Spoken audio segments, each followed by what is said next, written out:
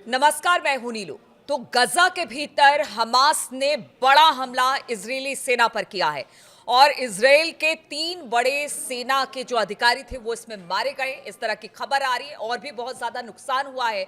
बातचीत करने के लिए मेरे साथ मयंक है। मयंक, अगर बात की जाए सीज फायर की, करीब करीब 3 महीने का वक्त इसको लेकर गुजर रहा है। अब तक हमने देखा कि गजा में इजराइल ने जबरदस्त प्रहार किया इस दौरान, लेकिन अब कहा जा रहा है एक बार फिर से हमास ने पूरी ताकत के साथ जो घुस रहे इजरायली सैनिक थे उन पे हमला किया है। कहां पर यह हमला है, कितना खतरनाक ये हमला है और क्या नुकसान इजरायली देखिए, सेना ये जो हमला हुआ है ये पिछले कुछ महीनों का सबसे बड़ा हमला माना जा रहा है इजरायली सोल्जर्स पे। और जैसा आपने बताया कि इसमें 3 सोल्जर्स की डेथ हो गई है और 5 घायल हो गए हैं। ये हमला देखिए उत्तरी गाज़ा का जबालिया इलाका है, यहाँ पे ये हमला हुआ।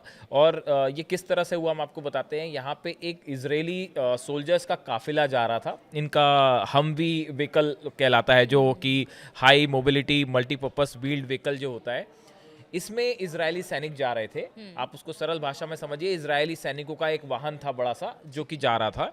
और ये एक फायर इंजन को स्कॉर्ट करके ले जाया जा रहा था आगे।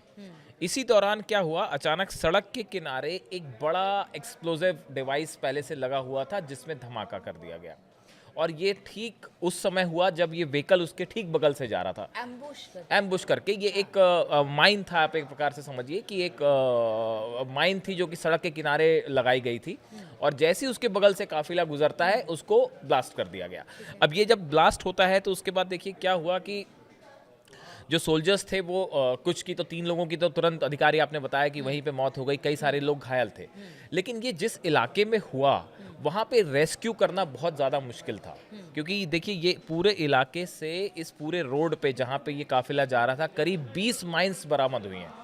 20 बड़े बॉम्ब्स जो हैं वो हमास ने प्लांट किए थे यहाँ पे। ये एक बड़ा एम्बुश था कि इजरायली सेना वहाँ पे आती है और वहाँ पे फंस जाए और उस पे हमला हो जाए।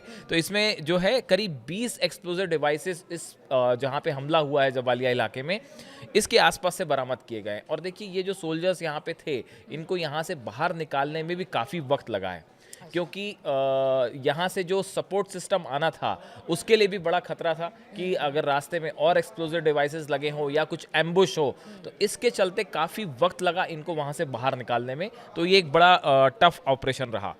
दूसरी चीज़, एक बड़ी चीज़ जो निकल के सामने आई है वो ये कि देखिए ये जो पूरा इलाका है नॉर्थ गाज़ा का, यहाँ पे हमास और जो इनका अल कसाम ब्रिगेड है ये काफ़ी एक्टिव है। इसकी एक बड़ी वजह यह है इनके पास जो हथियार सप्लाई हो रहे हैं। बताया जा रहा है कि जो हथियारों का, जो एक्सप्लोजिव डिवाइसेस का इस्तेमाल इजराइल की सेना कर रही है, ये उसी को निकाल के उसी का इस्तेमाल इजरायली सेना के खिलाफ कर रहे हैं। इस तरह की जानकारी सामने आई है। देखिए इजराइल जो है वो लगातार टनल्स की तलाश में है या वो उन जगहों की तलाश में है जहाँ पे बंधक हैं, जो मेन ऑपरेशन की एक एम है इजराइल का।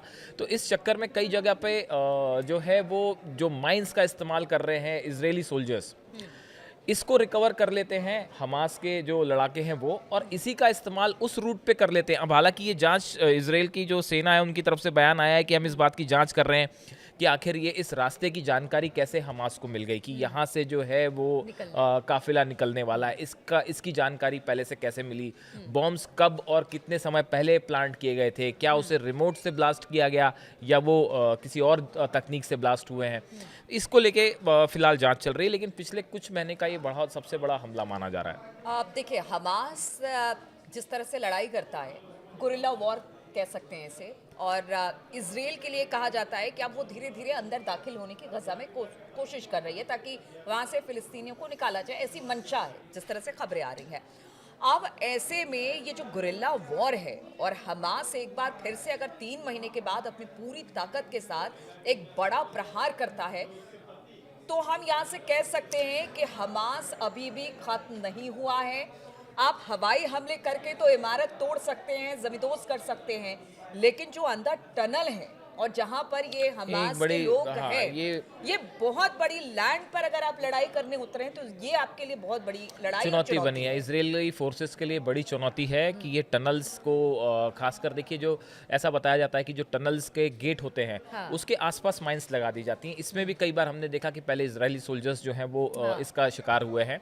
तो हमास की तरफ से जो एम्बुश करके हमले हो रहे हैं या जो गुरिल्ला वॉरफेयर हो रहा है, इससे बड़ा नुकसान होता है इजरायली फोर्सेस को। और देखिए, आप अगर पिछले 48 घंटे की बात करें तो पिछले 48 घंटे में गजा में जबरदस्त खून खराबा हुआ है। देखिए, पहले तो वहाँ पे सहायता वितरण केंद्र पर जो हमला हुआ उसमें बताया जा रहा है कि जो है 50 से ज़्यादा लोग उसमें मारे गए हैं। वहाँ पे वो लोग जमा थे जो कि खाना लेने के लिए पहुंचे थे और वहाँ पे फायरिंग हो जाती है। अब आरोप लग रहे हैं कि इजराइल की तरफ से फायरिंग की गई है, लेकिन अभी ये साफ नहीं है कि कैसे ये पूरा मामला हुआ। दूसरी तरफ से देखिए, अभी पिछली स्ट्राइक जो इजराइल की तरफ से हुई है, अभी सोमवार को स्ट्राइक हुई है जिसमें 14 लोग मारे गए, जिसमें काफ़ी सारे बच्चे भी हैं। तो गजा से जो तस्वीरें आ रही हैं वो बेहद ही भयावह तस्वीरें हैं। और इसकी बार बार यूरोप की तरफ से भी कई कंट्रीज़ ने ये अपील की है कि फ़ौरन गजा में हमले बंद होने चाहिए। अब वहाँ ना पानी है, ना खाने की सुविधा है, और ऐसे में जो है वो ये लड़ाई और अब एकदम अब निर्णायक मोड़ की तरफ पहुँच रही है। गजा में अब क्या होगा, ये जल्दी ही कुछ इसको लेके कुछ चीज़ें निकल के सामने आ सकती है। अभी इसके लिए हालांकि नेतन्याहू का भी इस पर स्टेटमेंट आया है, इस हमले को लेकर उन्होंने जो है फैमिली से सांत्वना जताई है, दुख जताया है।